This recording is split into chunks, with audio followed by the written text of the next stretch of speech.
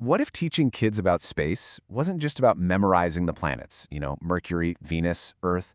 What if it was about sparking a genuine, lifelong sense of wonder? Today, we're going to dive into a pretty unique way of looking at it, an approach that introduces kids to the universe not as a bunch of facts to learn, but as a huge, incredible story that they're actually a part of. It all starts with this question. Pretty much every kid at some point looks up at the night sky and asks it. It's so simple, so direct, and honestly, it's maybe the most profound question we can ask about our place in the cosmos. The real challenge isn't just answering it, but how do we answer it in a way that keeps that curiosity going instead of just shutting it down with a simple fact? And that is where the Montessori approach really flips the script. It doesn't just hand over an encyclopedia and say, here are the answers. Instead, like the slide says, it gives them the first keys. Think about that. It gives them the tools to start unlocking the universe's mysteries for themselves, to start connecting the dots between the stars, the planets, and our own little world right here. Okay, so let's get into our first big idea. It's about way more than just memorizing stars. We're going to look at the why behind the wonder. This isn't your typical science lesson, the one focused on the order of the planets. It's about getting to the heart of why we look up at the sky with such awe in the first place. The goals here are, well, you're a lot bigger than just acing a test. As you can see, first it's about introducing the sheer vastness of it all and helping a child see where Earth fits in. But then it gets deeper. It's about sparking a real personal curiosity, building respect for the patterns and order of nature. And look at that last one. It's all about connecting science with imagination and philosophy. It shows they're not separate things at all, but just different ways of asking the same big questions. This slide just lays out the difference so clearly. On one side, you've got your standard, fact-based learning, memorizing names, data. It's useful, sure, but it can be kind of dry. But on the other side, wonder-based learning. The goal here is totally different. It's about awakening humility, a sense of awe, and this incredible feeling of belonging to something massive and beautiful. It's an emotional journey as much as an intellectual one. So that's the philosophy behind it.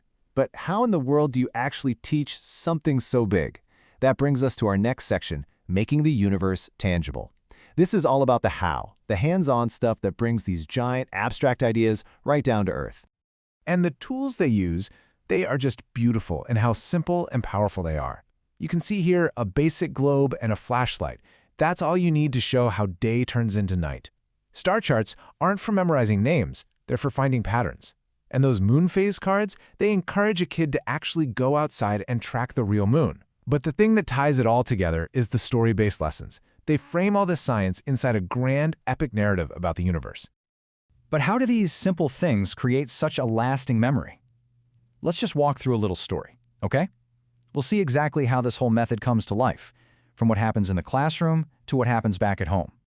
So picture this. You're in a classroom, but the teacher isn't just lecturing from the front of the room. They're holding a flashlight, that's our sun, and they're shining it on this small tilted globe. And all the kids are gathered around just watching super closely.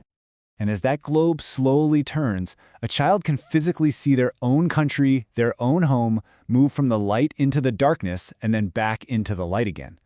And right there in that moment, this huge abstract idea of planetary rotation becomes totally real, something they can see and understand. Day and night aren't just things that happen anymore. They're part of this cosmic dance they just saw with their own eyes. But here's the best part. The learning doesn't just stop when the bell rings. That same night, totally fired up from the lesson, that same kid is outside with their family, looking up at the real sky. They're not just seeing a bunch of random dots anymore. They're actually searching for the patterns they saw in the charts earlier. And then you get the magic moment. They spot a constellation they recognize, maybe it's the Big Dipper, and they point up and say, I saw this one. Right there in that one sentence, the universe is no longer some far-off abstract thing in a textbook.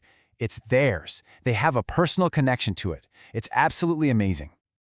That little story, that really captures the lasting impact, doesn't it?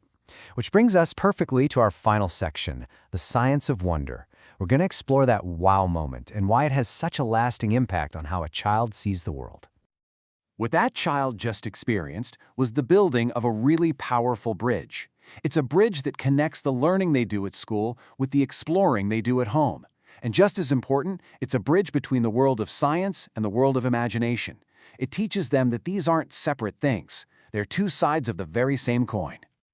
So, how can we bring a little of this into our own lives? Well, here are 5 super practical tips. First, start with stories, not just a list of facts. Second, use simple things around the house to make big ideas feel real. Third, actually go outside. Encourage looking at the sky. Fourth, keep it simple. You don't have to explain the whole universe at once. And finally, number 5, and this one is so important, leave room for mystery. It's okay not to have all the answers. In fact, that's where the best questions come from. And in the end, this whole approach really redefines what teaching astronomy is all about. It's not just about cramming facts into our brains, it's an experience for the soul. It's this beautiful idea that science, when it's at its absolute best, doesn't just explain the world, it deepens our connection to it. It actually awakens the soul. So I guess the question it leaves us with is, how might we all learn about everything if wonder, not just memorization, was always the final goal?